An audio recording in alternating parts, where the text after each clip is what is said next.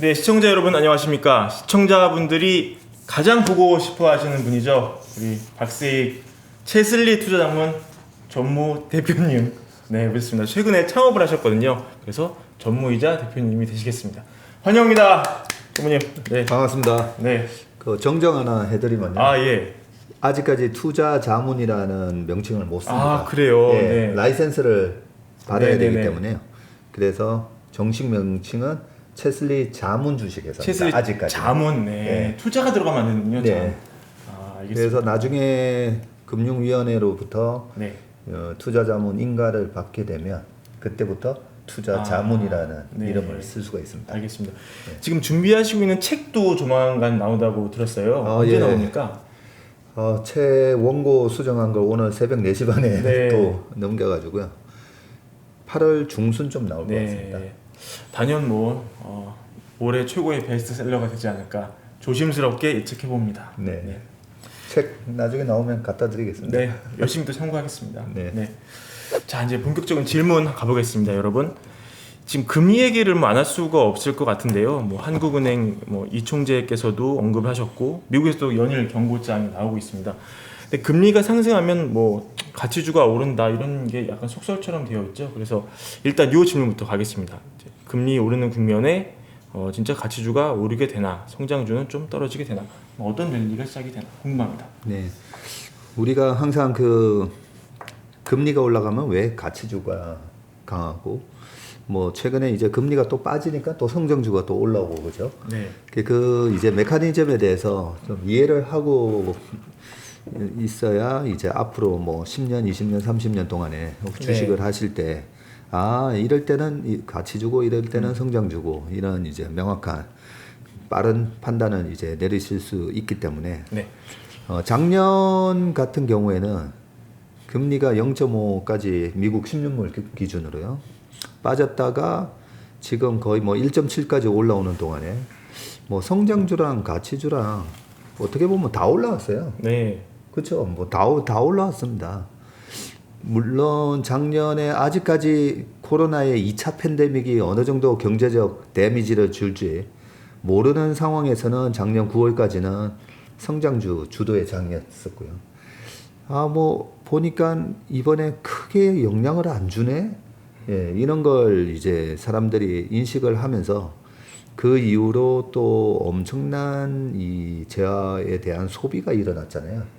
예, 나가지를 못하다 보니까 노트북도 사고 이것저것 그런 거를 막 사다 보니까 그런 거를 제조를 많이 하는 나라가 중국이나 우리나라를 비롯해서 제조 강국들의 그런 제품들이 소비가 되고 그 소비는 미국에서 페드가 뿌려준 그 돈을 2조 달러, 3조 달러 되는 그 엄청난 돈을 받은 재난지원금을 가지고 나가서 쓰고 싶은데 나가지를 못하고 있는 거니까 그렇게 이제 주문을 하다 보니까 물동량도 늘어나고 물동량도 막 늘어나다 보니까 배가 모자라게 되고 그런 상황에서 이제 제품을 만드는 화학 제품 가격부터 이제 올라가고 그걸 실어 날라야 되는 그런 벌크선부터 컨테이너선까지 그러면서 이제 BDI도 올라가고 BCI도 올라가고 여러 가지 그런 식으로 가치주 영역에 있었던 경기 민감주들의 상승까지 작년 하반기부터 올 초까지 그렇게 이제 올랐던 거죠. 올랐는데 왜 요즘 들어와서 가치주가 가고 금리에 따라서 가치주와 성장주가 지금 시소 게임을 하는 듯한 그런 현상을 보이는 이유는 시장이 이제 너무 많이 올라서 무거워져서 그래요.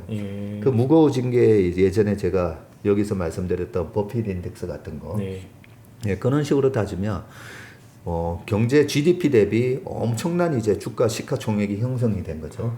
형성이 되다 보니까 모두 성장주, 가치주가 다 디스카운트 돼서 거래되는 시점에서는 이 두 가지가 거의 이제 동시에 막 올라왔었다면 지금 우리나라 지수 3,300, 미국 S&P 500 기준으로 4,200에서 4,300 기준에서는 이 성장주와 가치주가 동시에 오르기에는 시총이 너무 무거운 거죠. 네. 예, 그렇기 때문에 지금은 금리가 내려가고 올라가는 것에 따라서 막 시소 게임하는 예. 그런 현상을 보이고 있다라고 보시면 되는데, 그러면 여기서 그렇게 그래서 금리가 뭐 계속 올라가면, 금리가 계속 올라간다는 말은 결국은 기대 인플레이션이 계속 지속이 되고 더 높아질 거다라고 보는 네. 거고, 기대 인플레이션에 가장 영향을 많이 미치는 거는 CPI 소비자 물가 지수고, 그죠?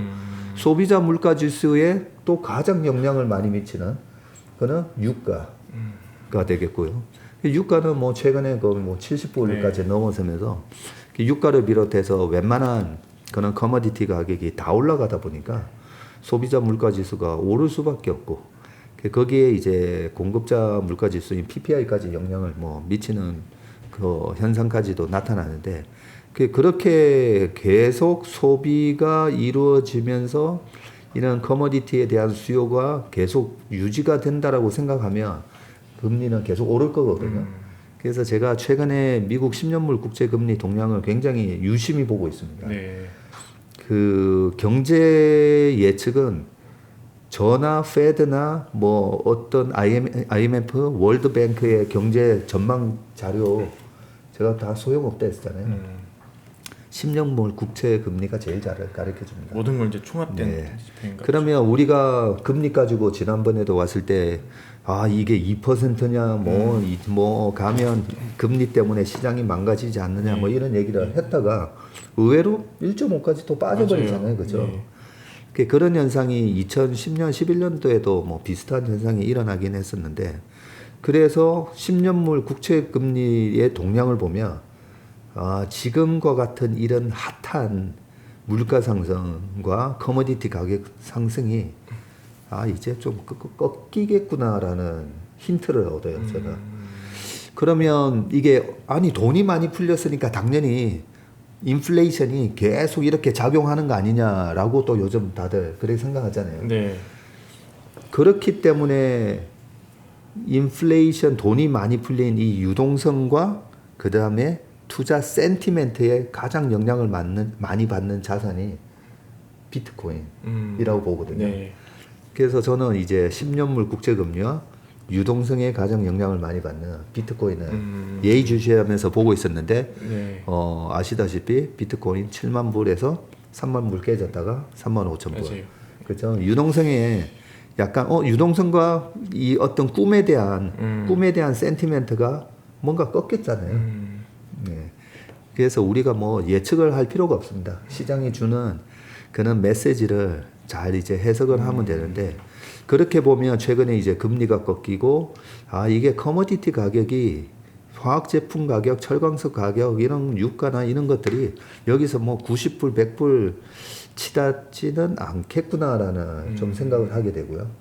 그런 생각이 저만 하는 게 아니라 시장에서 촉이 좋은 사람들이 뭐 비슷한 생각을 하면서 최근에 우리 나라의 시가총액 10위 안에 변화가 지금 막 일어나고 있잖아요. 예, 그 변화 속에 보면 제일 지금 뭐죠? 제일 화두가 되는 기업이 카카오잖아요. 예, 카카오가 이제 시총 3위가 됐었잖아요. 네. 그런 것들이 보면 얼마 전까지 뭐 HMM 같은 주식이 굉장히 강했고 철광석 가격이 강했었기 때문에 그 포스코 같은 경우도 굉장히 셌다가 최근에 이제 철광석 가격 같은 경우가 이제 누워버리잖아요.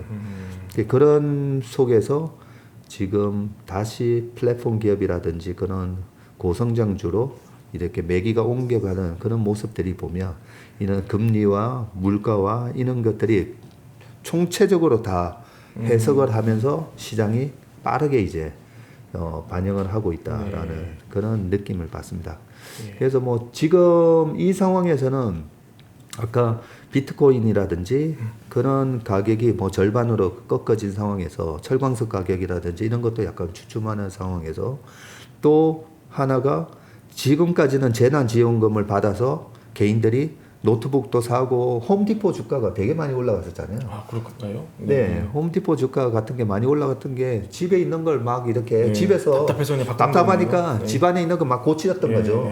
온라인으로 주문해가지고 그랬던 것들이 이제는 하반기 내년 들어가서 이제서 나가서 노는 걸로 바뀌면 그런 재화에 대한 소비가 아무래도 좀 둔화되고 그런 것들이 또 커머디티 가격에 영향을 미칠 거고 커머디티라든지 이런 화학 제품이라든지 이런 로우 머티리얼에 영향을 미치면 아무래도 지금 가치 영역에서 올라오던 이 시클리컬 기업들이 조금은 주춤할 수 있다. 뭐 이런 생각인데 이런 얘기를 최근에 그 하이투자증권의 조익재 연구원이 센터장 하셨던 분이죠. 조익재 센터장님이 지금은 이제 고태봉 센터장으로 바뀌어서 예. 그분 리포트에도 거의 비슷한 내용의 그런 자료가 최근에 올라와서 제가 굉장히 공감을 하면서 읽었던 기억이 있습니다. 이게 그러니까 질문은 금리 상승을 전제로 한 질문이었는데 쭉 그 전무님 설명을 들어보니까 시장이 그렇게 강한 금리 상승을 베팅하고 있지 않다. 이렇게 그렇죠. 들리네요. 네. 맞습니다. 네, 알겠습니다. 그래서 이제 연관 질문인데요. 뭐 가장 궁금해하실 질문이죠. 이게 난 질문하면서 좀 죄송하기도 한데 뭐 예언가도 아니고 말이죠. 하여튼 3,300을 넘어서 지금 최고치를 또 찍었는데요. 그러면 이제 전무님이 내심 갖고 계신 이 정도까지는 갈 수 있겠다의 지표상으로 이 코스피가 얼마나 왔는지 궁금합니다. 작년에 올해 7월까지는 괜찮다고 말씀드렸던 이유가 베이스 이펙트 그죠? 네, 기저 효과 때문에 작년 7월까지 우리가 생각해 보면 작년 7월 달에 7월 위기설 뭐 이런 거 되게 많았었잖아요. 네. 다시 빠진다고. 그 정도로 경제 상황이 안 좋았었어요. 예, 코로나의 첫 뭐 락다운 조치로 엄청나게 이제 크게 쇼크를 받았던 게 3, 4, 5월 달이었다면 6, 7월 달은 어떤 지진이 한번 큰 지진이 한번 왔고 그 다음에 여진이 막 계속 오면서 사람들이 막 두려워하는 네. 그런 게 거의 뭐 7월 달까지가 계속 지속됐던 부분이었기 때문에 베이스 이펙트로 보면 YOY 작년 전년 동기 대비 작년 전월 대비라고 보면 올해 7월까지는 그런 베이스 이펙트가 있었기 때문에 올해 7월까지는 시장이 좀 강할 거다라는 얘기를 이제 작년에 여기서 했었는데요. 그런 부분에 있어서 지금 올해 어느 정도까지 시장이 올라갈 수 있을까라는 부분을 제가 3천을 기준으로 플러스 15% 마이너스 5%. 왜냐하면 작년보다 올해 이익의 증가율이 굉장히 크기 때문에 올해 3천을 기준으로 떨어지면 5%. 그러면 3, 5, 15니까 2,850. 네. 올해 이제 3월 달에 2,920 정도까지 빠졌었잖아요. 예. 그리고 올라가면 플러스 15%면 3,450이잖아요. 그래서 지금 이제 뭐 3,300을 이제 돌파하고 있는 상황에서 뭐 위로도 언제든지 뭐 150포인트 정도는 여유는 있는데 거기서 뭐 더 갈지에 대해서는 모르죠. 네. 예. 그거는 뭐 제가 여기서 이번에 3,500, 600 정도는 갈 것 같습니다. 갈 수도 있고 안 갈 수도 있기 때문에 그거는 모르고요. 모르는데 어제 제가 이 강북 쪽에 되게 주식의 고수를 한 분 만났어요. 예. 개인 투자자세요? 아니요, 제도권에 있는 증권사에 그렇군요. 계시는 분이신데 굉장히 노련한 분이신데 어제 만났더니 역시 주식의 고수는 제가 1시간 거의 2시간을 만났는데 거의 1시간 40분 주식 얘기를 네. 막 하실 정도로 주식을 굉장히 좋아하시는 분이세요. 근데 이분은 처음 만나 뵀는데 2시간 동안 얘기를 들으면서 경청을 하면서 역시 고수시구나 라는 느낌을 받았던 게 지금 여기서 언제 꺾어지고 이런 거는 모르는데 왜 그분은 시장을 신경을 안 쓰면서도 어제 같이 점심을 먹는데 그분 사무실에서 도시락을 시켜 먹었어요. 네. 그분은 점심 먹으러 안 나가시는 거예요. 돌아가니까요, 장이. 네. 그 시장을 계속 와칭하면서 시장이 이거 이상하네 할 때 때리기 위해서 도시락을 시켜서 장중에 그냥 드시는 거예요. 반대로 말하면 언제 때릴지 모를 정도로 임박하다고 볼 수도 있겠네요. 그런데 뭐 365일 그분은 휴가도 안 가고 예, 그렇게 하는 그런군요. 분이시라고 했기 때문에 지금 임박했기 때문에 그동안은 점심 드시러 나가다가 그러니까 지금 안 가는 게 아니라 아니에요. 그게 아니라 원래 그런 분이에요. 원래 이야. 시장을 계속 와칭을 하고 예. 본인이 좋아하는 종목이 어떤 흐름을 보이는지 그런데 그 제가 아는 슈퍼개미 뭐 3천억 이상 번 그런 슈퍼개미도 점심 때 안 나가요. 근데 안 나가는 이유가 제가 항상 시장한테 겸손하라 그러잖아요. 그분들은 시장이 주는 메시지를 놓칠까봐 계속 이제 시장을 와칭하는 거거든요. 뭐 매매를 계속 뭐 단타치기 매매하시는 분들이 아니에요. 그럼에도 불구하고 시장을 와칭을 하는 이유가 시장이 주는 어떤 약간 이상 시그널을 누구보다도 좀 빨리 캐치하기 위해서 자리를 지킨다라고 얘기를 하시면서 과거 사례를 얘기해 주는 거예요. 네. 그게 2011년도 8월 달에 미국 신용등급 강등이 있었을 때 그 강등이 있었던 그 8월 2일 날 이분이 하는 얘기가 아침에 미국의 부채 한도 상향 조정이 합의를 했다라는 그 뉴스가 딱 나왔는데 아침에 시장이 떠서 시작을 해야 되는데 마이너스로 시작을 했다는 거죠.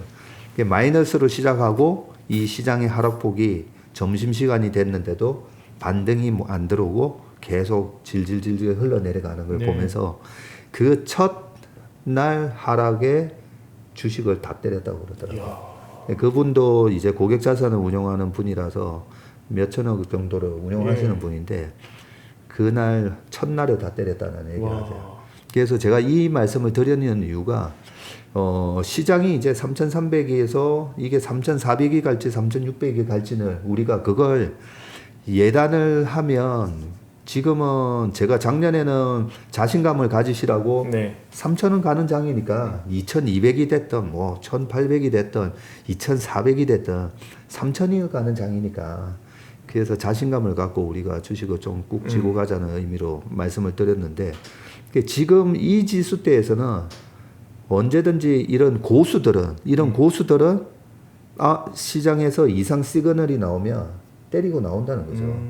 그걸 때리고 나오기 위해서 그렇게 점심도 안 먹으면서 점심을 이제 자리에서 드시면서 시장을 계속 와칭을 하고 있다라는 그 말씀을 드리는 겁니다. 알겠습니다. 네, 그래서 그걸 갖다가 우리가 시장을 예단하고 있잖아요. 예단하고 있으면 어떤 일이 발생하냐면 나중에 만약에 지금 이게 3,310이 고점이었다 치자고요. 내가 3,350 딱 되면 펀드도 환매하고 주식을 팔라고 했는데 그 40포인트가 안 가서 내가 못 팔았다. 이렇게 얘기를 하게 돼요. 그래서 지금은 저 스스로도 바닥에서도 마찬가지고 뭐 고점에서도 고점이 이런 변곡점이 어느 정도 임박했다라고 생각하면 이 시장을 예단하기보다는 그 시장이 주는 메시지 조정을 받아야 되는데 조정을 안 받잖아요. 그러면 또 시장이 세네 강하네 하면서 계속 끌고 가면 되는 거예요.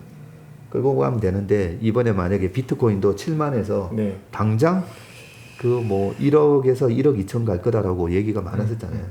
근데 꺾이잖아요. 만약에 선수들이었으면 7만 불에서 6만 뭐 어떤 의미 있는 지지선이 깨졌을 때 아마 때리고 나왔을 거예요. 근데 이게 1억 2천이 갈 거야라고 그냥 예단을 하고 계신 분은 아마 못 빠져나왔을 것처럼 약간은 좀 그런 관점으로 시장이 여기서 얼마 정도까지 갈 겁니까? 그 부분은 지금은 함부로 예단할 게 아니다. 알겠습니다. 사실 전문가가 아닌 개인 투자자분들이 이걸 판단하기가 참 어려운데 때리고 나와야 되는 시점이 임박했다 혹은 이런 게 나오면 좀 나와야 된다는 거 직관적으로 알 수 있는 거 몇 개만 있으면 좀 도와주시면 감사할 것 같아요. 예, 우리가 이제 두 가지 방법이 있거든요. 때리고 나오는 방법이 그냥 이게 어깨다 싶으면 생선 대가리는 고양이 주라는 말처럼 그냥 제가 항상 얘기하잖아요. 오른쪽 어깨에서 파는 사람이 있고 왼쪽 어깨에서 파는 사람이 있다고. 그 두 가지 고수는 결국은 이제 패닉이 왔을 때는 두 분 다 주식은 없어요. 올라오는 어깨에서 파신 분은 마지막 상투 국면이 내가 저걸 왜 좀만 더 있다가 팔 걸 그렇게 안 하고요. 그분은 계속 자전거 얘기하고 음악 얘기하고 영화 얘기해요. 계속 시장을 외면하는 거죠. 마지막 그 국면에 현혹되지 않기 위해서. 그런 고수가 한 명 있고 이쪽 어깨에서 파는 분은 보고 있다가 이거 끝났네 하면서 그냥 여기서 때려버려요. 그 두 가지가 있는데 그 두 번째 어깨에서 때리는 게 절대 쉽지 않거든요. 사람 어려울 것 심리가. 같아요, 진짜. 예, 사람 심리가 이번에 한번 생각해 보세요. 뭐 한 9만 원을 갔는데 예, 7만 8천 원에서 이게 끝났구나 하고 때리기가 쉽지 않습니다. 그럴 것 같아요. 그런데 아까 그런 고수분들은 보고 있다가 이거 시장이 이상하네 네. 하면 때리고 나오는 거거든요. 근데 저는 어떤 스타일이냐면 저는 끝났네 하고 거기 막 밀면서 파는 스타일이 못 돼요. 저는 마음이 약해가지고. 그래서 저는 어떻게 하냐면 올라오는 어깨에서 저는 팝니다. 그렇군요. 올라오는 어깨에서 팔면서 제가 파는 주식 사서 좀 더 드세요. 예. 근데 보통은 우리가 파는 게 참 어렵다라고 하면서 그죠? 어떻게 팔아야 됩니까? 라고 물어보시는 그 의도는 여기서 팔고 싶어서 물어보시는 거잖아요. 요걸 잡고 싶은 예, 요거 여기서 팔고 싶은 거는 그거 공부 안 하시는 게 나아요. 그거는 불가능한 영역이죠. 불가능한 영역이기 때문에 그래서 꼭지에서 팔려고 하기 때문에 파는 게 어려운 건데 어깨다 싶을 때 파는 거는 그렇게 어려운 건 아닙니다. 그래서 저 같은 경우는 저희 이번에 그 회사를 그만두기 전에 저희 고객들 자금을 3,200포인트에서 많이 정리를 맞아요. 한 이유가 이 계륵장에서 용을 쓰면서 앞으로 한 5개월, 6개월을 막 이거 주식으로 먹으려고 애를 쓰는 것보다 책도 좀 읽고 음악 좀 들으시고 나가서 이제 식사도 좀 하시고 그런 게 훨씬 더 효용의 가치가 더 높다라고 생각하거든요. 그런 측면으로 두 가지 방법. 떨어지는 걸 보고 내가 딱 팔고 나올 자신이 있으면 그냥 계속 보시면 돼요. 보시면 되고 그게 어렵다고 하면 지금부터는 저는 딱 이제 상담을 해보고 마음이 되게 여리신 분들 그럼 지금부터 그냥 있는 펀드 물렸다가 마이너스 40% 갔다가 지금 펀드 플러스 30% 됐다고 그러시네요. 그럼 펀드 환매하라고 그럽니다. 운용하시는 분들은 좀 싫어하시겠지만 지금 수준에서는 그러면 왜 여기서 이제 펀드를 환매를 하라고 또 말씀을 드리냐면 펀드는 일반적으로 보면 그 펀드 매니저가 뚜렷한 자기 고집과 자기 운영 스타일이 있잖아요. 성장주를 하는 매니저가 이렇게 가치주로 옮겨 타고 저 같은 경우에는 저는 철저하게 이제 모멘텀 플레이를 하기 때문에 성장주 갈 때는 성장주 하고 그 가치주 갈 때는 가치주를 하는데 대부분의 90%의 펀드들은 다 보면 그냥 오로지 나는 가치주, 오로지 나는 성장주 이렇게 하는 스타일이 굳어져 있는 경우가 많잖아요. 그런 부분이라면 이제 1파 상승이 작년 3월부터 9월까지 있었고 2파 조정이 있다가 10월 말부터 또 올해까지 3파 상승이 있었고요. 이번에 이제 8, 9, 10월 달 되면 대주주 과세 요건, 그다음에 공모주 많은 이런 물량이 이렇게 들어오는 거 이런 거 감안해서 이번에 이제 4파 조정이 이제 아마 있을 거다 생각하는데요. 그 4파 조정에서 5파 상승이 나올 때는 또 시장의 색깔이 바뀌거든요. 그러면 내가 갖고 있는 펀드가 안 올라갈 수도 있어요.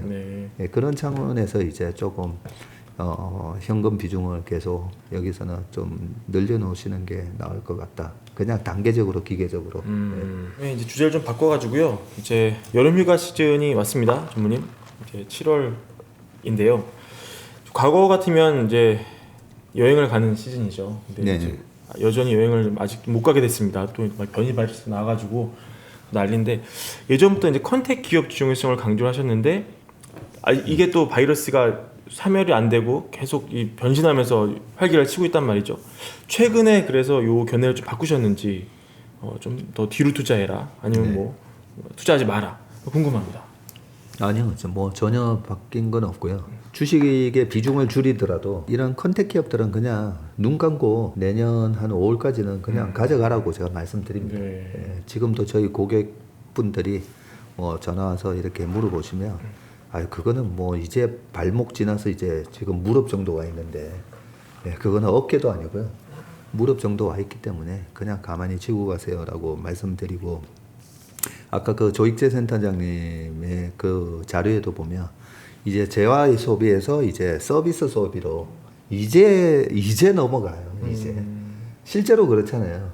전 세계 소비의 3분의 1이 미국, 3분의 1은 유럽이라고 봤을 때 유럽하고 미국에서 지금 그 서비스 소비에 해당되는 여행이라든지 나가서 뭘 하는 거 그런 게 이제 시작되는 거잖아요. 그런데 이제 주가는 어느 정도 반영을 조금은 했어요.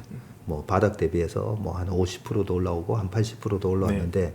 지금도 그 서비스 소비에 대한 부분은 코로나 이전에 비하면 지금 겨우 뭐 한 30% 회복됐나요? 뭐 그 정도 수준이거든요. 그래서 지금은 철저하게 우리가 실적 장세잖아요.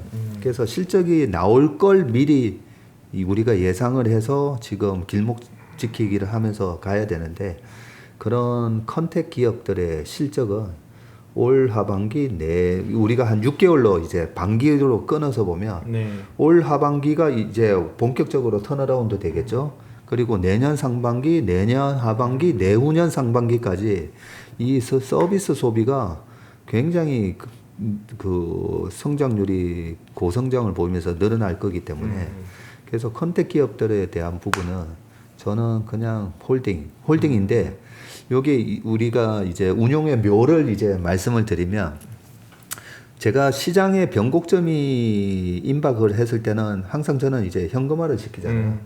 그 현금화를 시키는 이유가 시장의 색깔이 변하기 때문이에요. 그러면 한번 보세요. 올해 1월 달에 저희가 이제 자금을 못 받겠습니다 네. 라고 했을 때 그때 삼성전자가 96,000원이었잖아요. 아, 그랬던가요? 그 다음 월요일 날 삼성전자 96,000원 찍었어요. 예. 96,000원 찍었는데 그때 저희가 자금을 받았으면 9만원대에서 주식을 샀을 거예요. 지금 8만원이잖아요. 그럼 지수가 3,300 다시 왔는데 3,200에서 스탑을 시켰는데 지수는 3,300 왔는데 그때 주식을 계속 들고 있었으면 아니면 그때 새로운 신규 자금을 샀으면 그때 고점 친 뭐 LG화학부터 시작해가지고 삼성전자, 하이닉스 등등 지금 포트가 다 마이너스 뭐 10에서 네, 15% 나 있을 거예요. 네. 그렇기 때문에 변곡점이 임박했을 때 저희 매니저들 보고 주식 비중, 현금 비중 30%까지 늘려라라고 하는 이유가 그 강한 주식을 팔기 싫어해요. 저희 매니저들도. 그렇지 않겠습니까? 이렇게 좋은 주식을 네. 두 달 반 만에 70%나 올라오는 이런 네. 강한 주식을 팔라고 하니까 얼마나 싫겠어요. 그런데 그렇게 떨어지는 것처럼 이번에도 마찬가지일 겁니다. 이번에 4파 조정이 있고 5파 상승이 이제 본격적인 이제 컨택 기업들의 시대가 이제 올 건데 요 새로운 주도주가 나타나기 전에 시장에서 그런 조정이 왔을 때 이거 뭐야 안 되겠네. 컨택도 이거 다 빠지는 거 아니야? 한번 생각해 보시면 작년 그 10월 말에서 11월 달 딱 랠리가 있기 전에 그 삼성전자에 대한 그 짜증 다른 것들 다 가는데 지루하다. 예, 얘는 뭐 6만 원만 가면 다시 밀려버리고 그 짜증을 동반하면서 물량을 털게 만들고 그러고 나서부터 그냥 96,000원까지 가는 거거든요. 지금 보면 약간 이런 컨택 기업들이 슬금슬금 밀리면서 이거 안 되는 거 아니야? 그렇죠? 이런 마음이 들어야 돼요. 네. 이런 마음이 시장에서 10명 중에 5명 이상은 이거 아닌 것 같은데 그냥 아예 성장주 가서 그냥 먹는 게 더 낫지 않나? 뭐 이런 느낌을 주면서 마지막 약간 물량 털기식의 조정을 주고 그러고 시장이 한번 출렁하는 그런 겁을 주고 난 다음에 이제 또 새로운 색깔이 바뀌면서 랠리가 오는 경우가 많기 때문에 그것만 이제 좀 염두를 해주시면서 그래서 우리가 제가 그 리스크라는 거 네. 주식 시장의 리스크는 불확실성이라 그러잖아요.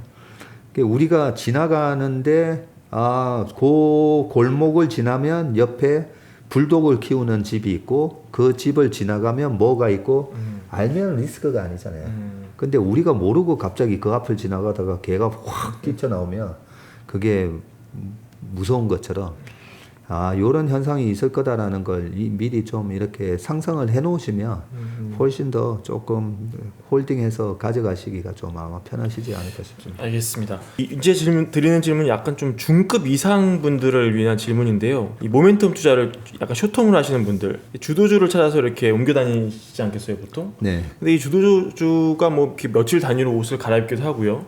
뭐 좀 가면 뭐 한 달 가기도 하고 뭐 그런데 이 일반인 중급 이상의 투자자 입장에서 주도주의 흐름, 뭐 주도주의 부상 같은 걸 좀 쉽게 예측을 해서 선제적으로 투자하는 그런 엄청난 방법은 혹시 있습니까?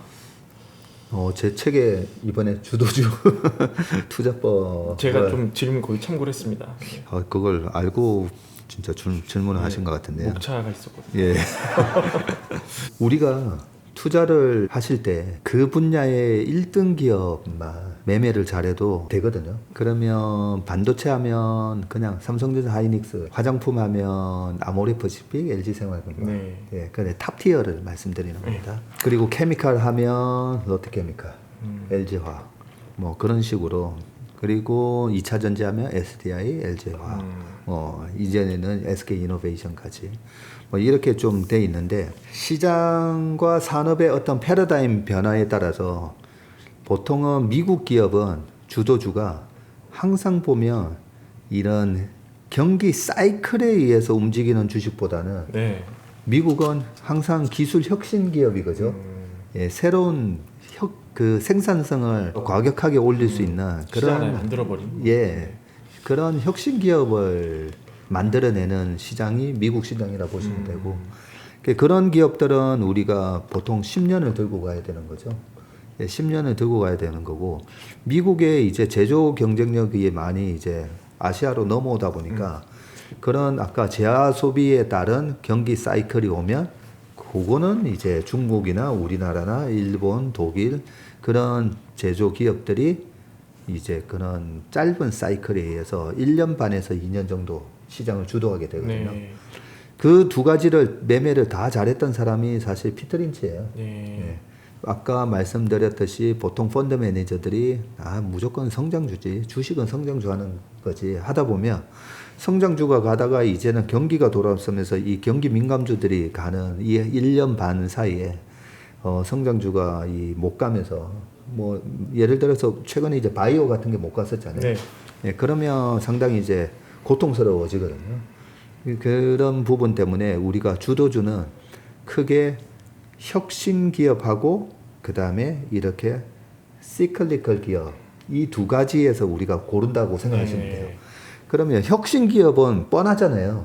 스마트폰의 혁명을 가져왔던 거는 애플이었고 전기차의 혁명은 테슬라였고 그런 식으로 우리나라의 SNS를 통한 어떤 플랫폼 기업의 혁명은 네이버부터 시작해서 카카오가 지금 네. 엄청난 우리의 눈과 그 손을 뺏어가고 있죠. 그죠.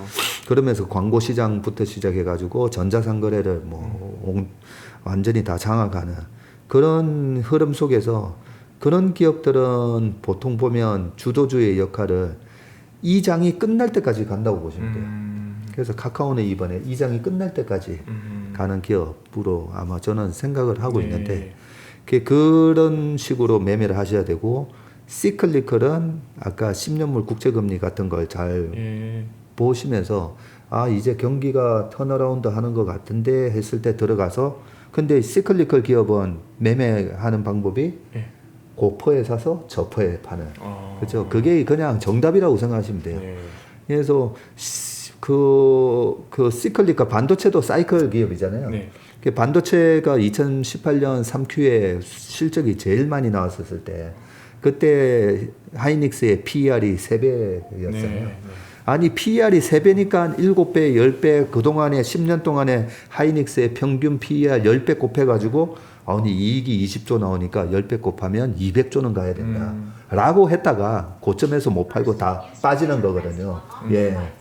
그렇기 때문에 시클리컬 기업은 철저하게 이익이 딱 턴어라운드 하는 그 바닥에서 이익이 안 나올 때 샀다가 이익이 왕창 나오는데 PER이 5배 전후로 왜 여기서 주가가 안 올라가지? 네. 예, 그런 국면에서 이제 팔고 나오는 식으로 네. 이렇게 주도주를 두 가지 개념으로 공략을 하시면 되고 네. 그러면 이 주도주를 우리가 그 산업에 대한 공부를 네. 일일이 다 하면서 못하죠. 못하죠. 네, 못합니다. 예, 또 본업이 다 있으시잖아요. 그러니까요.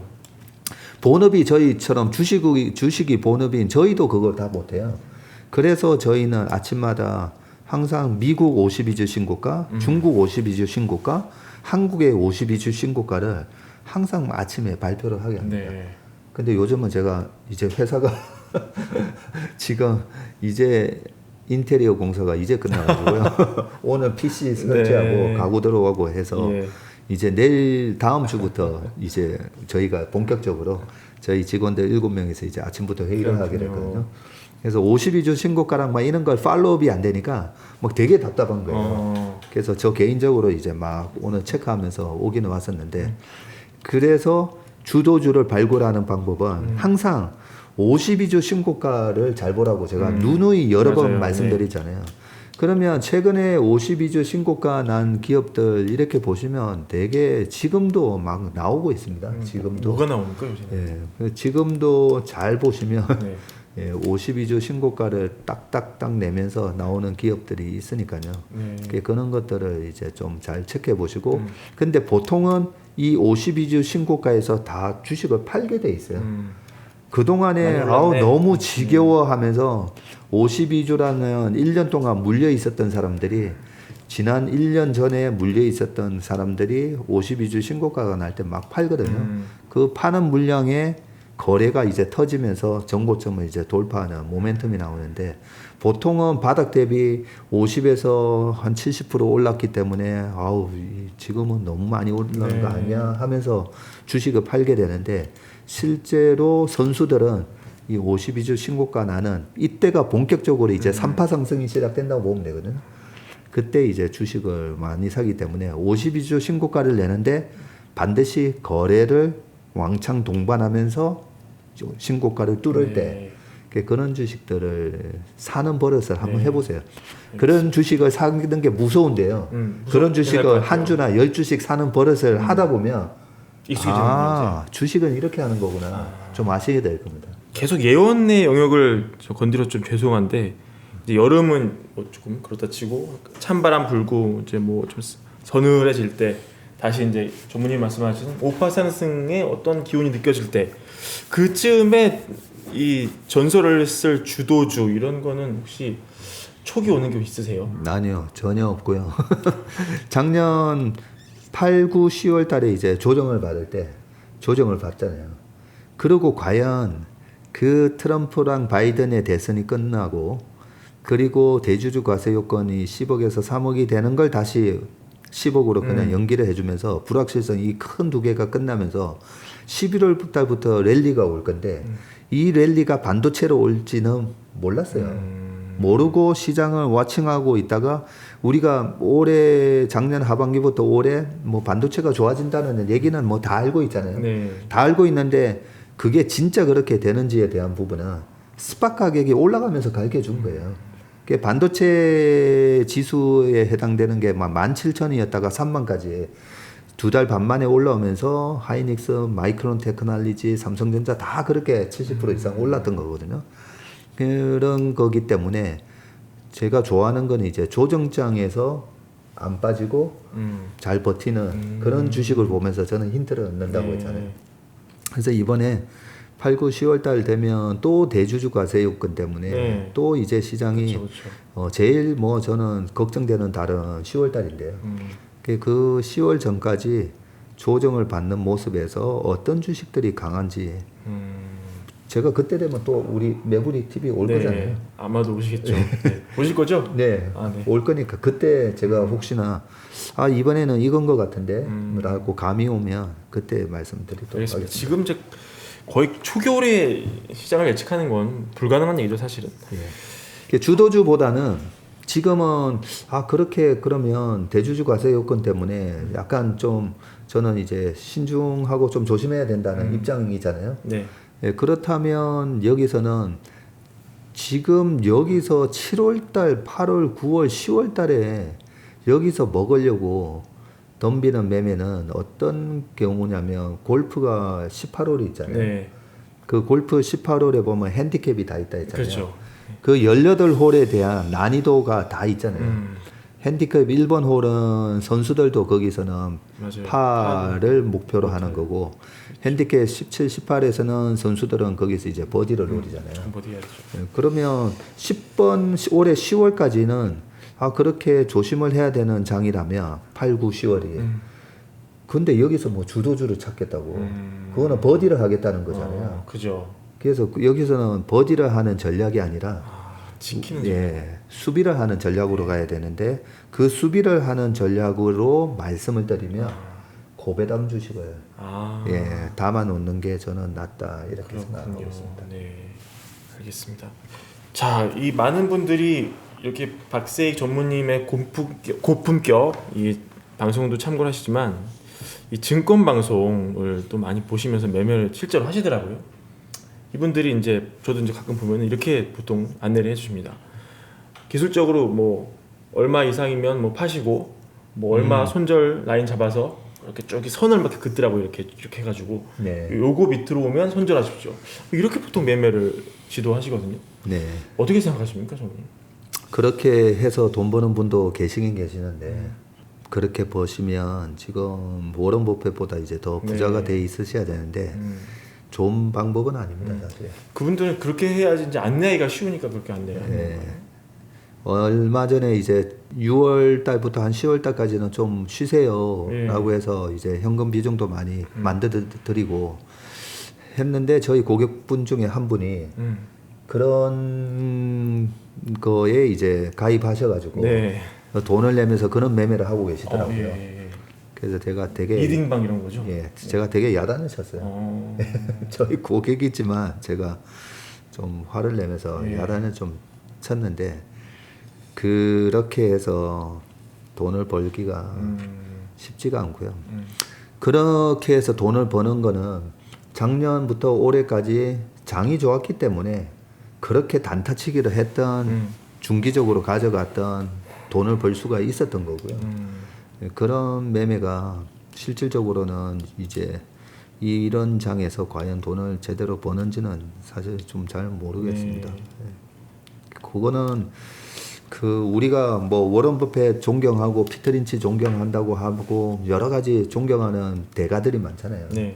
그 대가들의 그런 책을 보거나 하면 그렇게 단기적인 트레이딩을 해가지고 돈을 버는 분은 거의 없습니다. 거의. 예. 그리고 그 0.25%라는 거래세가 있잖아요. 예, 그렇죠. 그 제가 굉장히 친한 형님 두 분이 그런 매매를 하고 계시거든요. 네. 그런 매매를 하고 계시는데 너무 안타까워요. 녹아내리나요, 계좌가 이렇게? 예, 계좌가 계속 녹아내립니다. 그리고 우리가 그 타짜 영화에서 호구들은 내가 판돈이 작아서 돈을 잃는 거다라고 착각한다고 네. 하면서 김혜수 씨 정마담이 계속 돈을 더 빌려주잖아요. 맞아요. 네. 예, 그런 것처럼 돈이 많다고 적다고 아무 상관이 없고요. 50억을 매매하던 단 500만 원 매매하던 그렇게 제가 아는 그 두 분이 사타 파타 매매를 일주일에 최소 두세 번을 하는데 그 제가 계산을 해보면 일주일에 최소 두세 번이니까 두 번만 한다고 하더라도 52주면 100번이잖아요. 네. 그 100번에 0.25% 세금만 예, 수수료는 요즘 무료가 많으니까 그 엄청난 거래세를 내면서 0.25 10번이면 2.5 100번이면 25%잖아요. 1년에 워런 버핏, 피터 린치 그런 주식의 대가들이 26% 정도 1년에 벌었기 때문에 정말 대단한 투자자들이 된 거잖아요. 그런데 내가 매매를 하면서 25%를 까먹는 매매를 하면서 돈을 번다는 거는 지는 게임입니다. 예, 지는 게임의 방법론을 갖고 돈을 벌려고 하는 거기 때문에 그거는 조금 지양하셔야 됩니다. 네. 그러면 적어도 주식을 사면은 한 어느 정도는 보유할 생각을 해라. 아니면 뭐 이 운용사들이 주식을 한번 샀을 때 평균 보유하는 기간 이런 게 있으면 좀 예, 알려주실 수 어제 있어요? 아까 제가 그 광화문의 그 고수분 같은 경우에는 뭐 2차 전지 부품 소재 주식을 아직도 들고 계시더라고요. 네. 근데 그 회사에 대한 그 이번에 캐파를 얼마 늘렸고 그렇기 때문에 내년에 매출이 얼마 나오고 그 영업이익률이 지금은 이제 약간 쇼티지 상황이니까 약간 소재가 부족한 상황이라서 네. 영업이익률이 거의 28% 나오면 이 캐파가 늘어가면 늘어갈수록 뭐 2만 톤 생산하다가 5만 톤, 10만 톤이 되면 아무래도 영업이익률이 20%, 15%, 그분은 10%까지 떨어질 것까지 다 감안을 해서 총 10만 톤 곱하기 10% 해서 가격하면서 그러면 이 회사의 시가총액은 얼마가 가야 된다. 그 기준을 딱 잡아놓고 매매를 하고 계시더라고요. 그러니까 매매를 아예 안 하시는 거죠. 네. 예, 그 주식을 들고 있은 지 지금 벌써 3년 됐다고 하시는데 예. 3년 됐음에도 불구하고 그냥 가져가시더라고요. 예, 그런 것처럼 어떤 고성장을 하는 그런 산업에 있어서 이 회사의 매출이 피크아웃되고 영업이익률이 피크아웃되고 그런 시점을 나름대로 판단을 해서 5년, 10년 끌고 가야 되는 주식이 있고 네. 너무 이제 경기 민감 산업인 경우에 또 올라가면서 진입장벽을 꼭 보셔야 되잖아요. 진입장벽이 낮아서 뭐야 이쪽이 이제 돈을 버네 하면서 우르르 들어오면서 금방 마진이 스퀴즈 되는 그런 산업인 경우에는 뭐 6개월에서 한 1년 반 만에 또 도망 나와야 되고요. 그거는 그 진입장벽에 따라서 그리고 그 사이클에 따라서 좀 달리 보셔야 돼요. 네. 알겠습니다. 이 현금 비중도 좀 여쭙고 싶습니다. 보통 운용하실 때 현금 비중을 얼마나 가져가시는지 이것도 뭐 장에 따라 좀 다르겠습니다만 네. 그것도 좀 팁을 좀 알려주시면. 작년 같은 경우에는 8월, 9월, 10월 그 조정이 그 2달간의 조정 때문에 작년 8월 중순에 저희가 이제 80% 미만으로 한번 낮춘 적이 있었고요. 네. 그 주식 비중인 거죠? 예, 주식 네. 비중입니다. 그러고 나서 10월 말에 저희가 이제 11월 3일, 4일 그 대선 딱 끝났을 때 99.9%까지 다 채웠거든요. 다 채우시기도 하는군요. 확실히. 당연하죠. 예. 다 채우고 올 1월 둘째 주까지는 그냥 주식 꽉 채워서 네. 모았었고요. 그게 이제 강세장의 조정인 경우에는 한 30% 정도, 20에서 한 30% 정도 현금화를 시켰고요. 네. 왜냐하면 그 한 종목 몰빵이 아니니까, 예, 반도체 하나만 몰빵하는 게 아니니까 그 안에 뭐 카카오도 있었고 네이버도 있고 하면 계속 긴 듀레이션으로 가져가야 되는 주식은 네. 끌고 가야 되잖아요.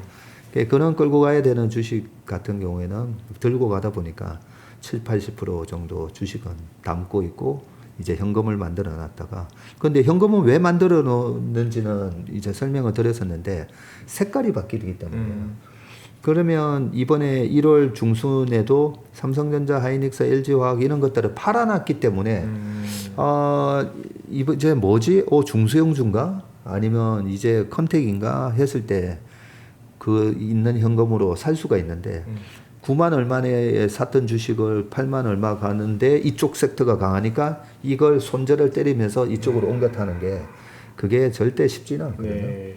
그래서 항상 저 같은 경우에는 약간 선제적으로 먼저 이익을 실현을 시키면서 현금을 좀 만들어 놓으면 마음이 되게 편합니다. 네. 대응하기도 편하고. 네. 그래서 현금 비중을 강세장에서는 20에서 30%를 가져가는데 네. 이제 올해 이제 3파 상승이 거의 끝나고 이제 4파 조정이 온다라고 하면 그럴 때는 현금 비중을 좀 더 많이 가져가는 게 맞는 것 같아요. 지금 추천하신다면 몇 프로? 그래서 저희 고객분들은 그냥 그 100%다 이제 현금화 시켜 드린 예. 분들도 있고 그런데 왜 그분들이 저희 고객분들은 또 개인적으로 또 따로 하시니까 네. 그분들한테는 개인적으로 하시는 거는 놔두시고 우리가 현금화 시켜 드린 부분은 캐시로 좀 가지고 계시다가 뭐 8월이 됐든 9월이 됐든 또 한번 기회 그 기회가 어떤 기회냐면 만약에 삼성전자가 한 7만 7천 원까지 빠졌다. 그러면 뭐 아주 좋은 기회가 되는 네. 거겠죠. 그런 게 될 수가 있고 네이버도 언제든지 네이버 카카오도 언제든지 고점 대비 20-30% 빠질 수가 있거든요. 네. 그런 것도 이제 다 염두를 좀 해주셔야 되고 지금은 이제 제가 뭐 카카오 군대 휴가 나온 조카한테 카카오나 사라고 했던 게 4월 1일인가 그랬었는데 그래요?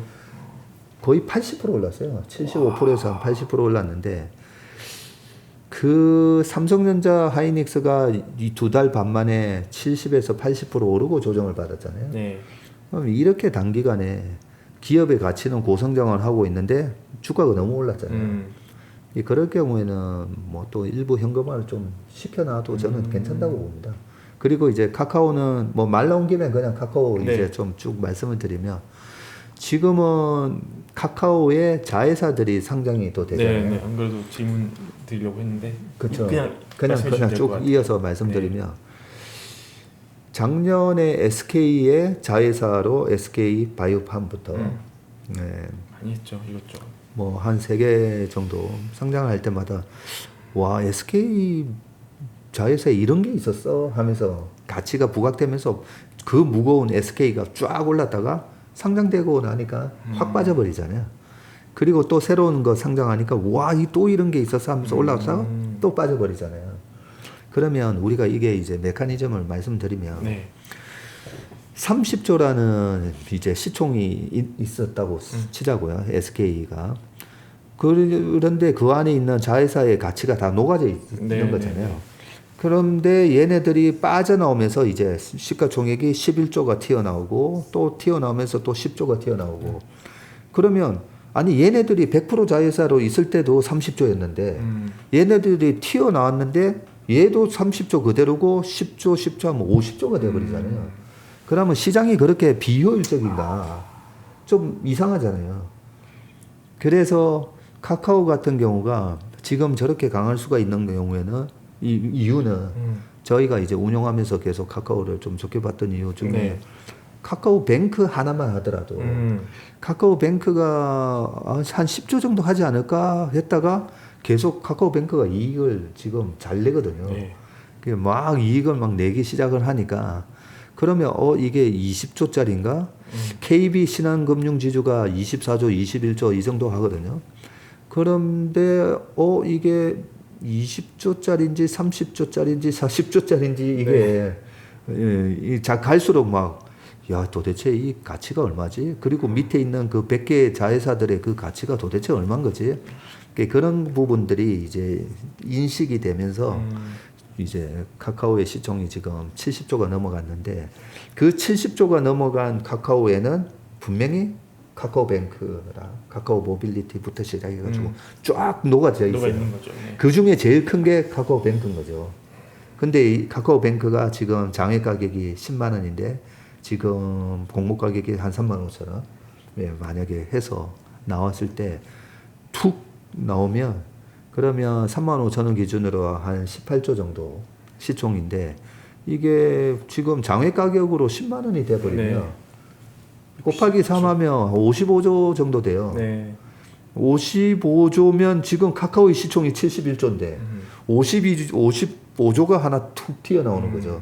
그러면 카카오가 70조, 카카오뱅크가 50조, 합쳐서 120조? 20조. 이게 그렇게 되지는 않는다. 네.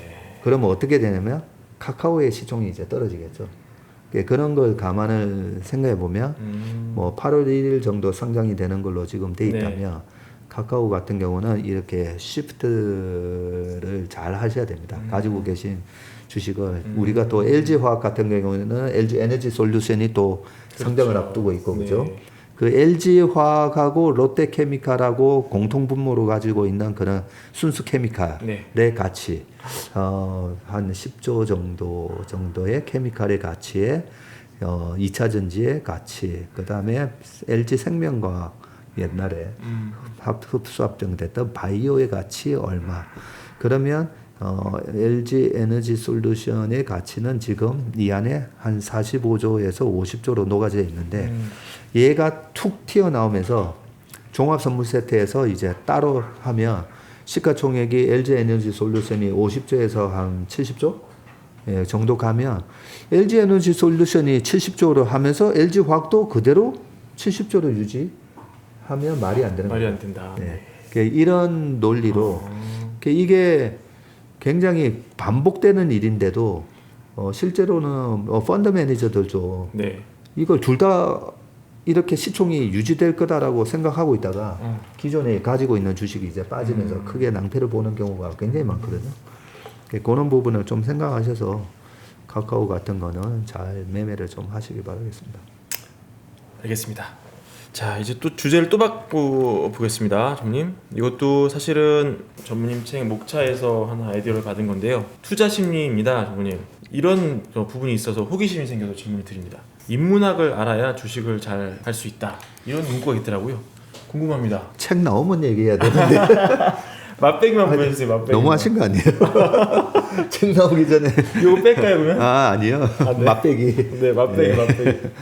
오히려 예고편, 예고편. 예고편 개념으로 주식을 이제 오랫동안 해보니까요.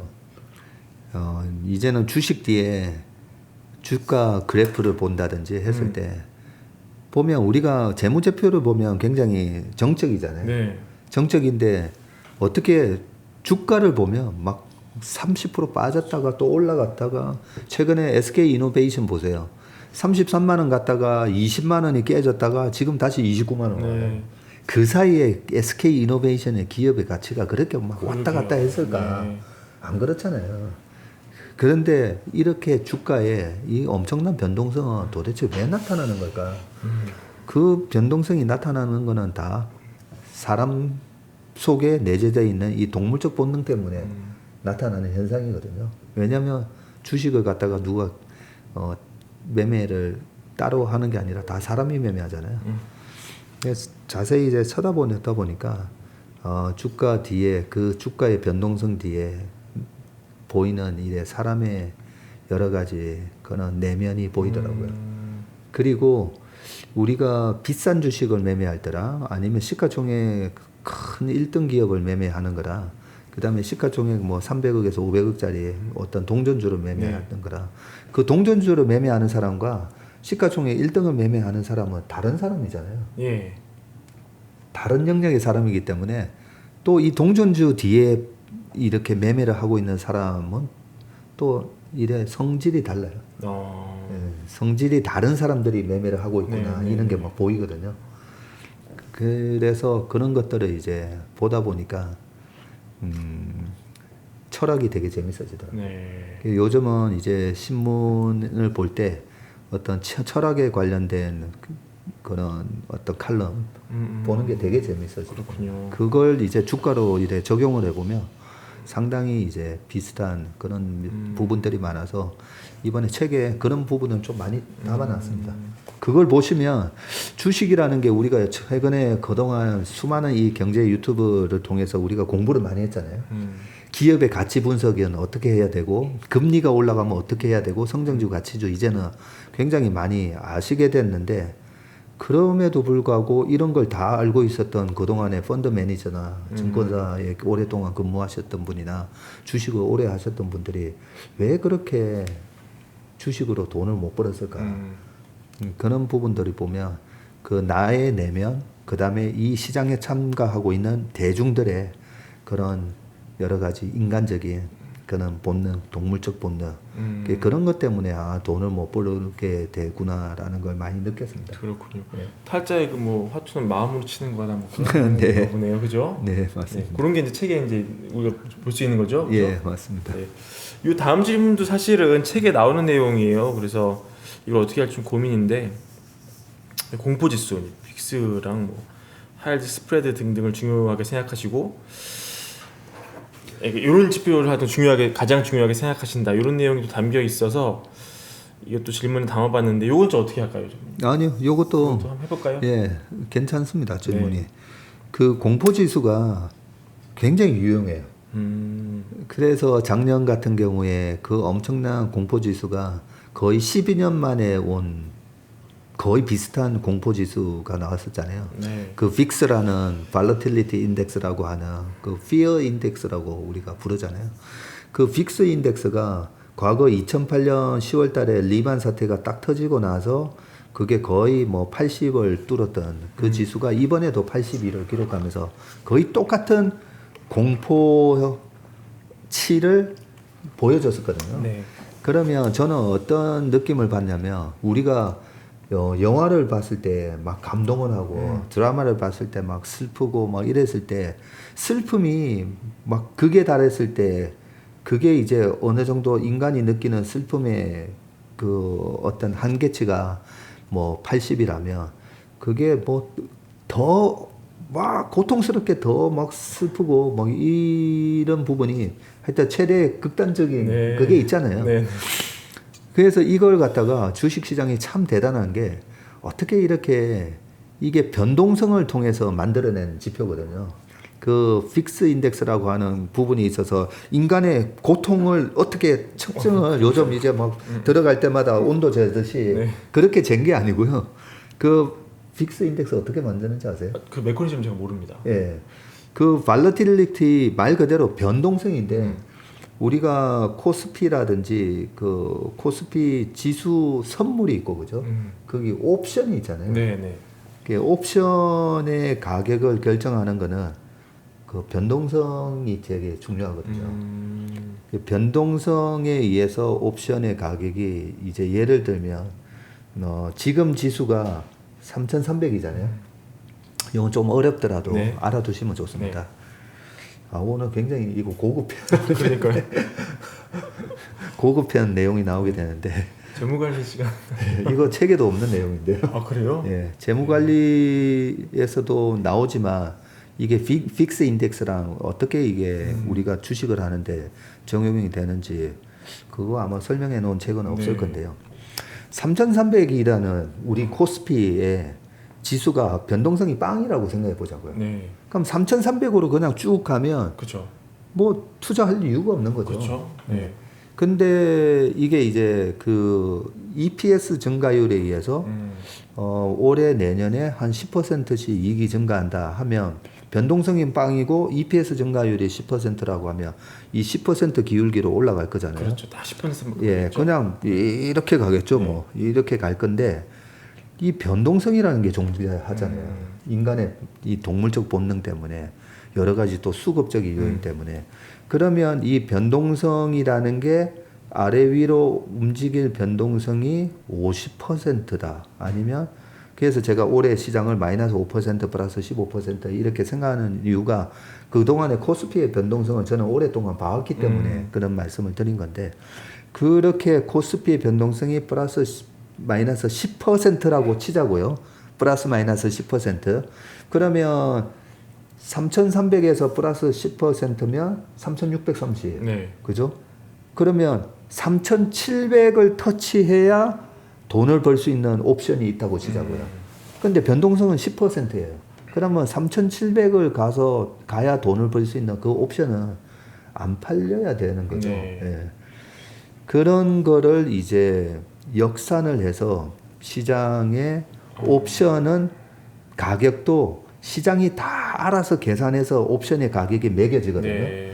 그러면 도대체 3,700을 가면 터치가 되면서 이익 실현이 되는 옵션의 가격이 이게 빵이 아니라 1이나 2, 뭐, 만원, 2만원, 3만원에 거래되면 얘는 도대체 왜 3만원에 거래되지? 시장은 이 3,700을 터치할 가능성이 높다라고 보고 있네?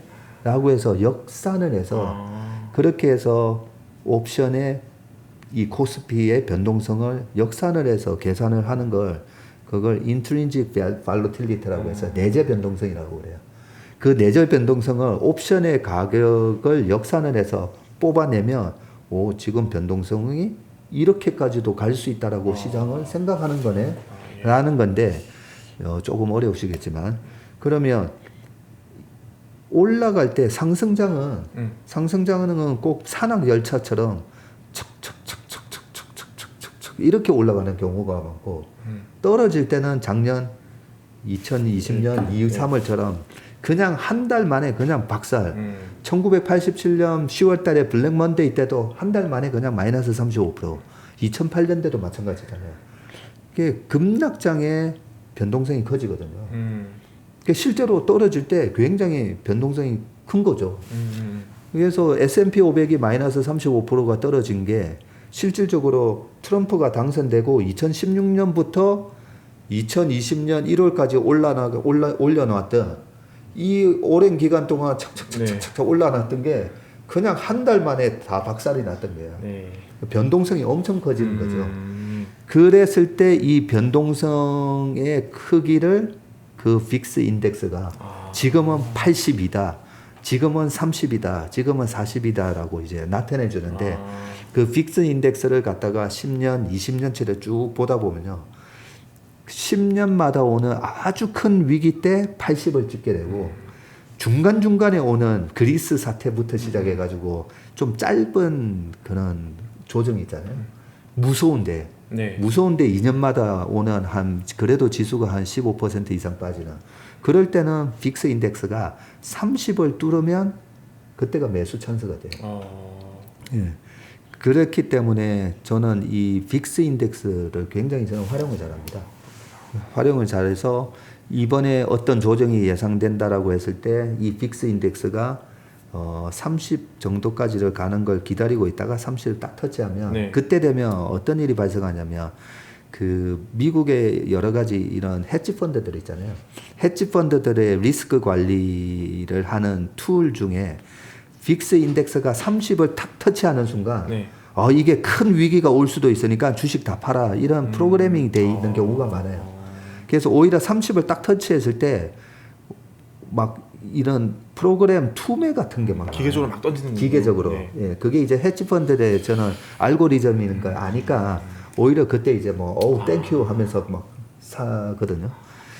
그런 식으로 우리가 빅스 인덱스는 굉장히 유용한 지표인데 네.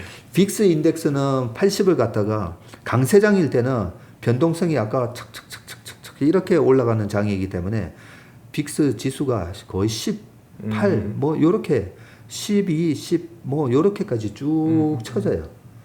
그래서 10이 왔기 때문에 이게 상투다. 뭐 8이 왔기 때문에 상투다. 그 공포 지수는 빅스 인덱스 같은 경우는 상투를 잡는 지수는 아니라는 거죠. 그 대신 바닥을 잡는 바닥이 어딜까라는 걸 잡는 거에 굉장히 유용한 지수입니다. 그래서 저는 이제 두 가지 지수를 다 보는데 네. 이 빅스 인덱스하고 우리나라 콜 옵션, 풋 옵션을 가지고 만들어내는 풋콜 레이쇼라고 있어요. 그 풋콜 레이쇼도 거의 이 빅스 인덱스랑 거의 비슷하게 움직이는데 요 두 가지를 저는 다 양쪽으로 보면서 시장의 단기 바닥을 좀 잡아내는 그런 툴로 쓰고 있습니다. 알겠습니다. 박전무님 나오신 영상 중에 가장 어려웠던 내용일 것 같습니다. 네. 그렇죠? 네. 사실 이제 저성장 시대에 우리가 투자 없이는 뭐 생존이 안 되지 않습니까? 뭐 이것만 받아서는 이제 우리 아이도 이 시장에서 생존을 할 수 있는 똑똑한 아이로 키워야 될 텐데요. 이 어렸을 때부터 이 교육을 잘 안 받으면은 금융 문맹 뭐 이렇게 돼가지고 제대로 된 쓸 수 있는 습관도 좀 없게 되고요. 제대로 된 투자도 잘 못하게 되는 그런 경우가 우리 종종 보게 되는데 이 시장에서 생존할 수 있는 똑똑한 금융 천재 이런 아이를 키우려면은 어떻게 해야 될지 평소에 생각해 두시는 게 있는지요. 우리 자식도 양육을 하시는데 또 투자도 잘하지 않습니까? 예. 네. 똑똑한 금융 천재로 우리 아이를 키우고 싶으면 저희 회사에 보내시면 돼요. 어렸을 때부터 어떻게 키우는 어렸을 때부터? 예, 그 약간 농담이고요. 네. 근데 저는 저희 그 우리 고객들한테 저는 그럽니다. 아이들 우리 회사에 한 달에서 한 석 달 정도 인턴 보내라고요. 아 진짜요? 예, 실제로 저는 계속 그걸 실천을 하고 있고 와. 이번에 우리 체슬리 자문 아직까지 영업을 시작은 못하지만 예. 이제 다음 주부터 당장 이제 또 시장에 대해서 우리가 영업을 하기 위한 준비 운동을 미리 이제 한다는 마음으로 네. 다음 주부터 또 아침부터 이제 미국 시장 분석하고 하는데 다음 주만 하더라도 벌써 인턴 그런 학생들이 5명이 나와요. 다 대학생인 거죠? 고등학생도 있습니다. 고등학생도 있어요? 네, 고등학생부터 대학생, 대학을 졸업하는 애들. 그래서 저희 이제 고객들한테는 우리 아빠 엄마가 돈을 맡긴 회사에서 어떻게 운영하는지도 보고 그 다음에 뭐든지 운동도 어릴 때 해놓으면 훨씬 잘하잖아요. 그렇죠. 훨씬 낫죠. 그렇기 때문에 어릴 때 이 자본주의가 어떻게 굴러가고 이 굴러가는 자본주의의 그 꽃이잖아요. 주식시장이. 그럼요. 이 주식시장이 우리가 살아가는 자본주의에 어디서 지금 이런 혁신이 일어나고 있고 어떤 기업이 쇠퇴해가고 그 가운데 부의 이동이 어떻게 이루어지는지 그런 거를 알아라고 돈은 안 주지만 밥값은 준다. 저희가 밥은 먹이거든요. 사실 돈 받고 가르쳐 줘야 되죠. 그렇죠. 네, 그런 식으로 그게 뭐 전공불문입니다. 전공불문으로 와가지고 보고 근데 의외로 애들이 잘해요. 애들이 와서 이 굉장히 이 순수한 마음에 새로운 걸 받아들이다 보니까 어떤 고정관념에 젖어 있는 어른들보다 훨씬 더 애들이 잘 받아들입니다. 그렇군요. 걔네들은 제가 그럽니다. 너네들은 정말 행운하라고 이런 걸 미리 알고 시작하니까 그러게요. 그죠? 네. 대학생 때부터나 맞아. 직장생활 하기 전부터 이런 걸 알게 되니까 그런 차원인데 제가 고등학생이든 뭐 상관없이 이제 하는 이유가 그런 측면에서 조금이라도 머릿속이 맑을 때 그런 백지 상태일 때 좋은 이런 원칙을 심어주기 위해서 하고 있고요. 네. 주식이라는 게 두 가지를 보시면 되는데 지금 그동안에 워런 버핏이랑 뭐 피터 린치의 기록을 다 깨고 거의 지존이 된 운용사가 르네상스 테크놀로지라고 그 MIT의 수학 박사 그 교수 하셨던 짐 사이먼이라는 분이 만든 회사죠. 거기는 짐 사이먼 그분 자체가 경제학 수업이나 회계, 재무 수업을 한 번도 들은 적이 없어요.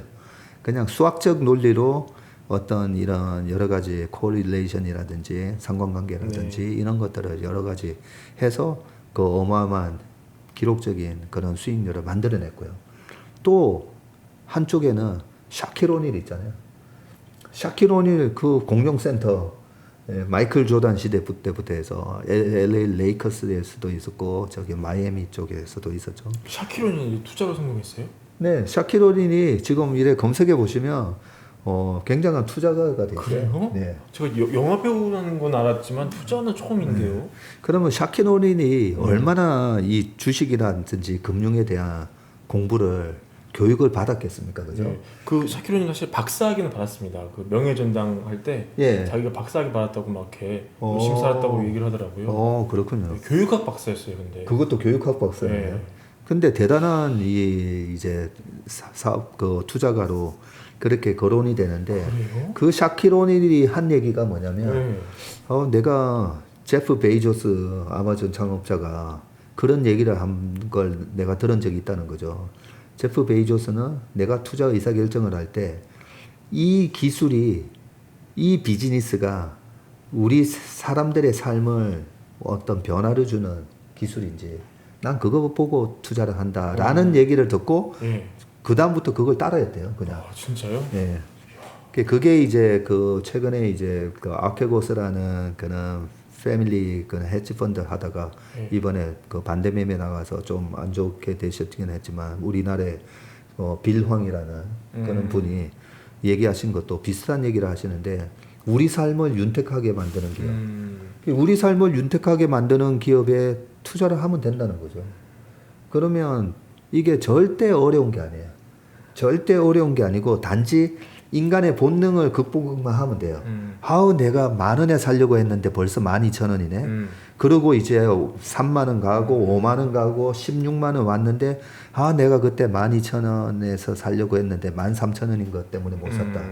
근데 그런 매매 기술 아까 매매 뭐 이런 거 물어보셨잖아요. 언제 어디서 손절매 들어가고 뭐 이렇게 하는 게 그게 하나도 중요한 게 아니고요. 지금 우리 삶을 이렇게 윤택하게 만들고 변화시키는 그런 기업이 뭐가 있지라고 찾아서 그런 기업에 투자를 했더니 샤킬 오닐이 내 재산이 4배가 늘어났다라는 그런 얘기를 했거든요. 그런 식으로 보면 제가 뭐 재작년에도 어떤 연기금에 가서 거기 앉아 계시는 분들한테 아니 왜 그렇게 시간마다 카카오 이렇게 체크하시고 하시면서 월급 받으시면 카카오나 사시라고 그때도 제가 그 얘기를 하긴 했었는데 그래서 우리 삶을 윤택하게 만드는 그런 기업들을 발굴을 하는 그게 이제 윤택하게 만드는 게 하나 있고요. 예. 우리 삶을 재밌게 만드는 재밌게 힙이 만드는, 여기 네. 있어요. 그러면 어떤 영화라는 새로운 장르가 펼쳐졌을 때, 그리고 이제 기술적인 발전에 의해서 브라운관에서 뭐 이런 여러 가지 또 그는 뭐 LED까지 넘어오는 과정도 있었고, 자동차도 그죠. 마차부터 해가지고 이렇게 오는 부분들 등등 해가지고, 그렇게 보면 실질적으로 투자라는 게 아주 짐 사이먼처럼 수학 박사여야 되는 것도 아니고요. 굉장히 편안하게 우리가 투자를 잘 할 수가 있는데, 네. 그 좋은 원칙을 놔두고 예. 우리 삶을 윤택하게 만드는 기업에다가 내가 투자를 한다는 그 좋은 원칙은 놔두고 이상한 네, 그런 매매의 어떤 스킬을 익히려고 할 필요가 없다는 거죠. 네. 그런 측면에서 주식 투자에 대한 우리가 좋은 원칙을 갖는 게 굉장히 중요합니다. 네. 이 주식으로 성공하려면 대학을 꼭 가야 되는지, 대학을 가서 컴퓨터 사이언스나 뭐 이런 수학을 전공하면 좀 더 유리한지, 알고 계신 주식 고수 중에 고졸이나 중졸은 없는지 이런 것도 궁금하네요. 있죠. 그래요? 예. 저희 업계에 벌써 한 10년 넘었는데, 저희 업계에서 이제 주식의 레벨로 따지면, 저는 저희 펀드 매니저들한테 그런 얘기를 해요. 우리가 큰 돈을 운용하다 보니까 되게 우리가 고수라고 착각을 하는 경우가 많아요. 근데 실질적으로는 지점에서 그런 내 친구 돈, 그 다음에 우리 부모님 돈, 옛날에는 지점에 계시는 증권사에 네. 계시는 분들이, 박현주 회장님도 그렇게 지점 맞아요. 생활 하셨잖아요. 네, 압구정에서. 예, 그렇게 내 돈을 막 터져가면서 매매를 해본 거라, 그냥 고객 자산 큰 펀드를 가지고 그냥 숫자 노름하듯이 매매한 거라, 그게 정말 피가 되고 살이 되는 그런 경험치가 좀 다르거든요. 그런 부분에 있어서 최고 이 제도권에서 주식을 제일 잘하는 사람들이 증권사 그 프랍데스크라고 하잖아요. 증권사가 자기 자본이 뭐 네. 몇 조가 되는데, 그 중에서 이제 한 500억, 1000억씩 이렇게 선수들을 데려와 가지고 자기 자금을 매매를 하게 시키는데, 그 프랍데스크에 있는 딜러들이 굉장히 그 고수들이거든요. 그 고수들이 이제 한 번씩 이제 잘리든지 아니면 스카우트해서 이제 옮긴 경우가 있었는데, 그때 그 고수들의 매매를 주문을 받던 그 여상 출신의 그 네. 고졸 여직원이 한 분 계셨어요. 예. 그 자리가 갑자기 딱 비다 보니까 그 새로운 사람을 뽑기 전까지 그 본부장이 한번 시켜본 거예요. 그 트레이더를 했던 그 고졸 여직원한테, 네가 조금 한번 해볼래? 너 그동안에 주문을 받는다고 많이 해봤었으니까. 그 여직원이 20몇 억인 그때 당시면 벌써 한 10년 전이니까 네. 뭐 10억, 20억대 성과급을 받아왔어요. 아, 그래요? 시켜보니까 와. 너무 잘했던 거죠. 그렇구나. 예. 그래서 세상에. 이게 약간은 적성도 좀 맞아야 돼요. 예. 적성도 맞아야 되고, 그 여직원은 굉장히 행운한 게 그 고수한테 배운 거잖아요. 그렇죠. 간접적이지만. 예, 고수한테 배웠는데 적성까지 맞았던 거죠. 근데 적성이 안 맞는 사람인 경우에는 그런 그 피말리는 네, 매매를 네. 하는 게 굉장히 힘들 거예요. 그게 힘들 건데, 어떻게 적성도 맞고 고수한테 좋은 매매의 스킬도 배웠고, 그러다 보니까 그분이 실질적으로는 뭐 파이낸스 관련된 그런 뭐 대학 와서 그런 걸 안 하셨겠지만 그런 좋은 성과를 낼 수 있었던 것처럼. 네. 그래서 저는 꼭 뭐 반드시 대학을 가야 되고 뭐 그건 아닌데, 그렇다고 해서 그러면 우리 애 아야 대학 안 가도 된다더라 박전무가. 네. 그렇게 생각하지 마시고, 제가 저희 아들 축구 선수 된다고 했을 때도 얘기했잖아요. 그 저희 업계에 그 마법의 성 불렀던 편지, 마법의 성 불렀던 김광진, 네. 예, 그 광진이 형이 그 삼성증권 다닐 때 마법의 성을 발표를 했어요. 펀드 94년인가. 네. 예. 네.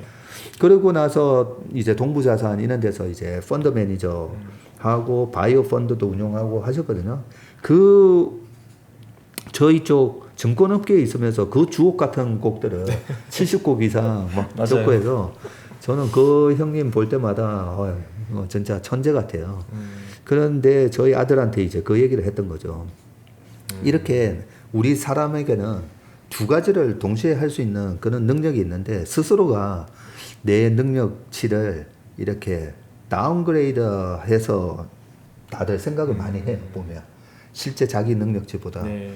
그래서 우리 아이들한테는 제가 저희 아들 보고 축구 선수 해라. 네. 아빠가 풀리 스포트 해줄게.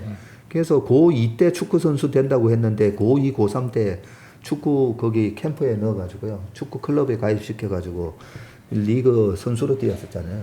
그거 이제 다 해주면서 하나 딱 얘기한 게 그래도 대학 갈 수 있는 정도의 공부는 해라고 얘기했던 거죠. 네. 그 아들이 다행스럽게 이제 게임 같은 거 막 좋아하고 했는데 게임 다 끊고 공부하고 축구만 했던 거죠. 네, 그런 것처럼 이게 어느 정도의 기본적인 그런 거를 우리가 아까 뭐 푸콜 레이쇼가 됐던 발러틸리티 인덱스가 됐던 이런 거를 좀 더 빠르게 습득하기 위해서는 그래도 뭐 대학을 가는 게 네. 그래도 낫지 유리하죠. 않겠습니까? 네. 유리하겠죠. 그렇죠. 예. 네, 알겠습니다. 오늘 저 박전무님 모시고 또 좋은 말씀 많이 나눠봤는데요. 마지막으로 좀 정리하거나 아니면 지금까지 못하신 말씀 있으면 한마디 부탁드립니다. 이번에 이제 3,300이라는 지수가 왔잖아요. 모든 이 부동산은 변동성이 낮다 보니까 이렇게 페드가 풀어준 돈, 유럽에서 유로화가 풀리고 엔화가 풀리고 거기다가 한국은행이 찍어낸 돈까지 합쳐서 자산의 인플레이션이 이렇게 부동산은 변동성이 낮습니다. 근데 주식은 항상 제가 늘 말씀드리지만 변동성이 큰 자산이에요. 그래서 우리가 지금 잊어버리고 있는데 그 2,600 갔던 이 주식이 1,400까지 왔었어요. 작년에 불과. 이렇게 변동성이 큰 자산이기 때문에 주식으로 왜 돈을 못 벌었냐? 그동안에 벌 때 벌다가 깨질 때 이 변동성이라는 걸 잊어버리고 있다가 한 방에 깨먹는 그런 일이 반복되기 때문에 우리가 주식으로 그동안에 많은 분들이 돈을 못 벌었던 겁니다. 그러면 한마디로 공격할 때가 있고 수비를 할 때가 있다. 그래서 아까 골프도 핸디캡이 1번, 2번 아주 어려운 난이도가 높은 데서는 수비적으로 가야 되는 게 맞듯이 스코어를 지키는 전략으로 가는 게 맞듯이 그래서 지금부터는 조금 지키는 전략으로 가시라고 네. 좀 말씀을 드리고 싶습니다. 알겠습니다. 네, 시청자 여러분 오늘 전문의 모시고 또 정말 좋은 얘기 많이 들어봤습니다. 피가 되고 살이 되는 얘기 다음 기회에 또 청할 수 있기를 간절하게 희망하며 오늘은 이만 전무님을 좀 보내드리겠습니다. 시간이 좀 많이 됐거든요. 네. 오늘 전무님 고생 너무 많이 하셨고 다음 기회에 또 적절한 시기에 또 모시겠습니다. 네. 오늘 좋은 질문을 많이 해주셔가지고 저도 얘기하다 보니까 막 흥이 났던 것 같습니다. 감사합니다. 네, 오늘 시청해주셔서 감사합니다. 다음에 또 뵙겠습니다. 주택 마련 주식 대박 매불이 하나면 오케이입니다. 매불이 구독 누르시면 부자 됩니다. 좋아요 누르시면 더 부자 됩니다.